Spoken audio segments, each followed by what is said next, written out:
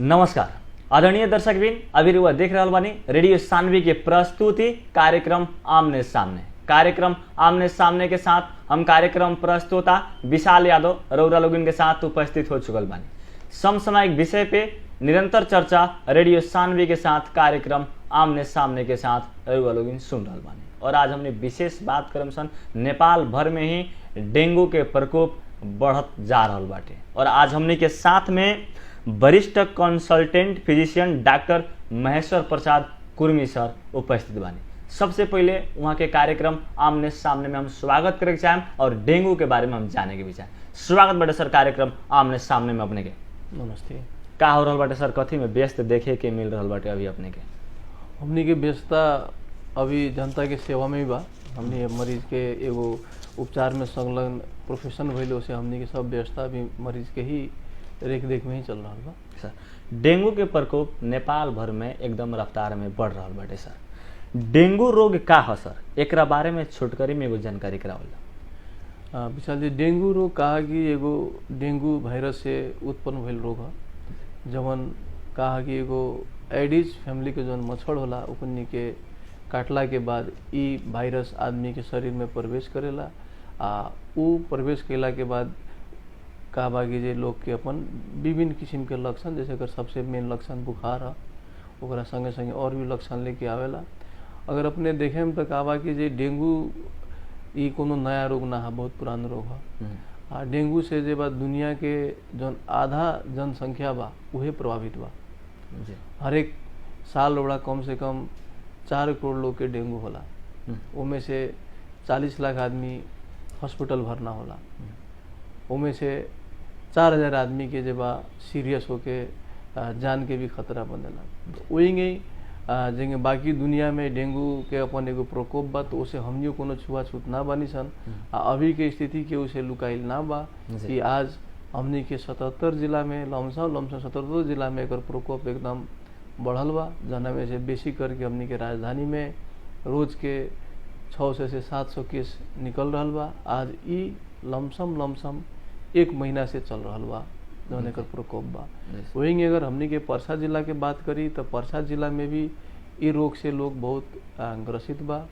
आज भी मान के चले, मगर एगो कोनो डाटा तो ना बा हमने लगे, लेकिन एगो अपन प्रैक्टिस के हिसाब से रोज के बीरगंज में भी 100 से 150 डेंगू के मरीज हमारा हिसाब से होके के चाहिए। डेंगू के लक्षण का हो सकत बाटे? डेंगू के सबसे बड़ा मेन लक्षण जो है बुखार है। अगर कोनो आदमी के डेंगू बा तो ओकर बुखार हाई ग्रेड के बुखार हुई, संगे संगे शरीर में दर्द होके के, मूड़ी दुखाए के, आँख दुखाए के, ओकरा बाद जे बा जोड़ सब में दर्द होके के, केहू में जे बा अपने के चटका सब निकले के लक्षण सब हमने देख सकत हनी। सर डेंगू के अवस्था अभी कैसन देखल जात बाटे पूरा नेपाल भर के बात कइले? पूरा नेपाल के अगर देखी तो आज के दिन में डेंगू तो सब जगह फैलल बढ़ले बा, लेकिन निमन चीज का बा कि डेंगू से मरल अभी तक ले हमनी के कहूँ से सुने के अपने के देश में नहीं मिलल।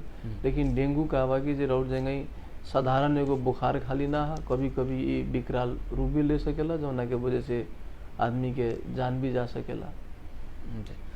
जैसे हमने के बीरगंज से 50 किलोमीटर 60 किलोमीटर दूर रहे वाला व्यक्ति लोग जेकरा अचानक डेंगू हो जात बाटे, वो बीरगंज पुगे नहीं सकत, तो घरेलू कोनो उपचार कर सकल जात बाटे कि ना फिलहाल के खातिर?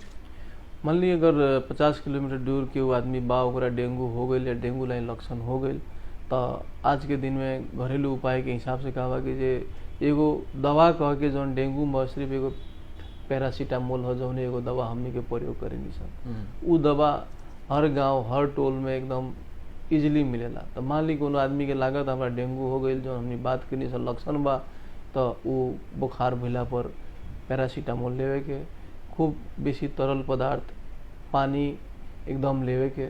उ लेला से का कि देह में जे बा ताकत रले रही, आ बुखार उसे कम हुई तो ओकरा जितना भी लक्षण दर्द उर्द भाई सब में कमी आई ओकरा। डेंगू भइला पर मेडिकल रूप में जौन बीरगंज अइला के बाद में मेडिकल उपचार एकर का हो सकत बाटे? देखिए डेंगू भइला पर सबसे तो पहले मानी कोनो मरीज आवता डेंगू के लक्षण बा, तो हमने के ओकर डेंगू टेस्ट होला, जौना के रिपोर्ट 10 से 15 मिनट में ओकरा इजीली मिल जाला। तो मान लिया अगर वो पॉजिटिव आ गई में डेंगू लग गई तो एकर उपचार जैसे हम भल बात कैनी है, एकर उपचार उहे पैरासीटामोल है। जब बुखार बात है, बुखार नहीं है तो हमने के बस वे शरीर के हाइड्रेट करे के पड़ल, उससे बेसी कुछ भी ना करे के पड़े।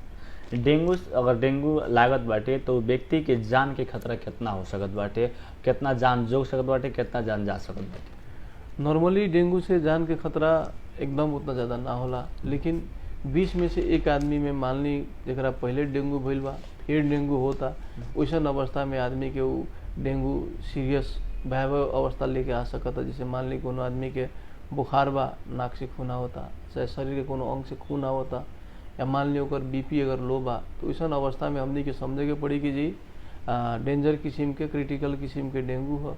वो अवस्था में तुरंते हमने के अस्पताल जाके डॉक्टर से कंसल्ट करके डॉक्टर के मुताबिक अपन उपचार कराए के पड़ी।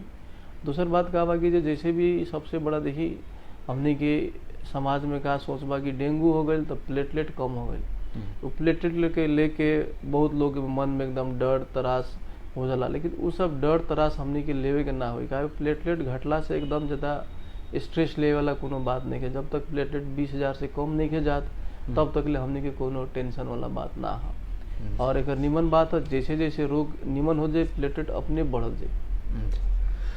सर जैसे डेंगू के लेकर के बीतल समय में हमने के कोरोना काल के समय में एगो वैक्सीन तैयार करी गई, अभी डेंगू के लेकर के कोनो ऐसा वैक्सीन तैयार होता कि ना, एक बारे में कोनो ऐसा सोच बनल बा कि ना? देखिए का बा कि जी अभी हमनी ओरिएंटेशन कोनो वैक्सीन के अभी अवेलेबिलिटी ना बा, लेकिन जैसे कि अमेरिकन कुछ कंट्री सब में जे बा वैक्सीन वो लोग प्रयोग करेला जहाँ एकदम एकर बेसी प्रकोप बा। तो स्पेशली कोनो आदमी के अगर लाग गई डेंगू तो दोबारा वो सीरियस ना होकर दोबारा ला के वैसन जगह पर जे बा ई वैक्सीन लोग प्रयोग करेला, लेकिन अभी पूरा दुनिया में एकर एबिलिटी ना बा। सर वो एगो फिजिशियन डॉक्टर बने और परसा जिला में बहुत ही चर्चित डॉक्टर बने। बहुत गांव ठाव में गइला के बाद में कुछ माने दादी की उम्र के लोग से पूछल ला तो बहुत ही सराहनीय राउर नाम आवेला जे हमर दवाइए से ठीक कर दिन लोग, दोसर जगह गइला पर ऑपरेशन के बाद आवत रहे। हमारा गाँव के 4-5 गो पेशेंट लोग अपने के बहुत नाम ले, जैसे युवा लोग भी बानी और बुद्धिजीवी समाज लोग के भी बानी, वहाँ लोग कहनी वहाँ के दवाई से हमने एकदम ठीक हो बानी सर। लेकिन अभी अवस्था में एगो और ही बीमारी हमने के बेसी युवा लोग में देखे के ही मिलत बाटे सर, पथरी।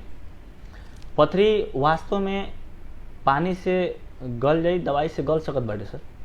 अब देखिए पथरी की बात करें तो सबसे पहले तो पथरी कहाँ के बा, पथरी हमने के पित्त के थैली में हो सकता, पथरी हमने के किडनी के कोनो भी भाग में हो सकता।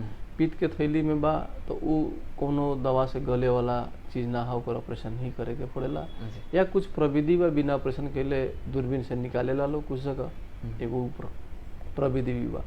और अगर किडनी में अगर पथरी बात देखी गले वाला बात तो अभी तक मेडिसिन में कोनो प्रूवेड नहीं है, लेकिन हाँ छोटा अगर पथरी बात तो कभी कभी नीचे गिर जाला तो वो खतरा दवा दे जाला, तो गिरे के मदद करो करके दवा सब हमनी सब प्रयोग करे सब। ये मेन मूल कारण कहा किडनी के पथरी होके के हमनी के पानी कम पिए के, जिन नीमन से पानी पियता जरा कल के पानी सब टेस्ट बा जना में आर्सेनिक या ई सब के तत्व ना बा तो उ सब जगह पर कम होला। सर पथरी के बात कैले, पथरी अगर कस के बड़का होता आवेला दिन में तो पथरी से कोनो देह में होखेला नुकसानी? मान लिया अगर हमनी के किडनी के पथरी के बात करता नहीं, अगर वो बढ़ल जाता तो जौन हमनी के वहाँ से पेशाब बनेला उस जगह पर नहीं आवत वहाँ जमा होता तो बार बार इन्फेक्शन होके के या किडनी काम ना करे के एगो डर रहेला। तो वैसन अवस्था में अगर बड़का बा तो ई संबंधी यूरोलॉजिस्ट डॉक्टर साहब लोग होला जे पेशाब के नली पेशाब किडनी ई सबसे जे डील करेला ओकरा देखा के ओकरा के हमनी के फुटा के हो कुछ ऑपरेशन करके हो ओकर हमनी के उपचार करेगा। अभी भी मौसम भी चेंज यानी कि भोर में ठंडा लागत बाटे और दिन भर गर्म रहत बाटे, मौसम चेंज के चलते बुखार के भी बहुत ज़्यादा बढ़ल बाटे, केनुआ लगा पड़ता, टाइफाइड के अवस्था बहुत ज़्यादा देखे के मिल रहा बाटे, एकरा कैसे कंट्रोल कर सकलत बाटे सर फिलहाल? देखिए जेंगे हमनी के मौसम चेंज होता तो का बाकी जी सबसे बेसी वायरल फीवर के ही प्रकोप ज़्यादा होला। जब अपने बात करनी टाइफाइड बुखार तो का बाकी जब केहू के बुखार भेल तो टाइफाइड कह देनी सुई लगा देनी तो वो कोनो उपचार प्रविधि आ एगो सिस्टम से भइल चीज ना है। सबसे पहले मान ली हमने के का सोचे के पड़ल अगर बुखार लागता हल्का फुल्का बुखार बात देखी हर जगह पैरासीटामोल मिलता हमने लेके देखे मान ली उसे भी कंट्रोल ना बा तो अपने डॉक्टर लगे जाई, जी डॉक्टर के सलाह ली, जांच कराई। अगर टाइफाइडे निकली तो ओकर उपचार बा, या कुछ और बा ओकर उपचार करे के पड़ल। लेकिन बुखार होते टाइफाइड कह के उ सुई लगाए वाला हमरा राय हम ना दे सके। अब सर जहाँ तक बात कैले एगो चर्चित डॉक्टर भी बानी और एने परसा जिला में जौन भी गांव में जाइले बढ़िया जे रुआ से एक बार दवाई खरीद लेबा दोबारा नाम ना वाला। अब एगो हम सर एगो पेशेंट का हम बताओ नहीं कहीं से हम रेफर करके ले गए रुआ लगे और वो पेशेंट के देखनी और पेशेंट के लास्टे अवस्था रहे लेकिन वो पेशेंट के रोग बचे और वो पेशेंट अभी तक अपने के नाम लेवे ली भी।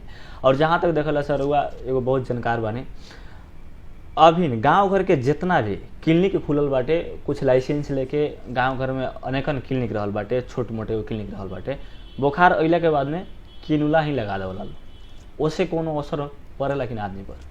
अब देखिए जेंगे हमनी के परिवेश बा नेपाल तो हर तरह के बा, बाजार बा, गांव बा, देहात बा, हर जगह डॉक्टर नहीं पुगल। जहाँ डॉक्टर नहीं पुगल वहाँ लोकल प्रैक्टिशनर लोग बा, तो लोकल प्रैक्टिशनर लोग के जे अपन नॉलेज बा, आइडिया बा, वो हिसाब से लोग उपचार करेला।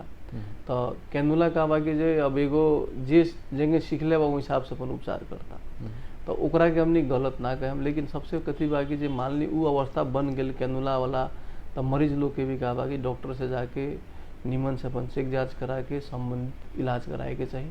कैनुला ही सोल्यूशन हर बुखार के ना है।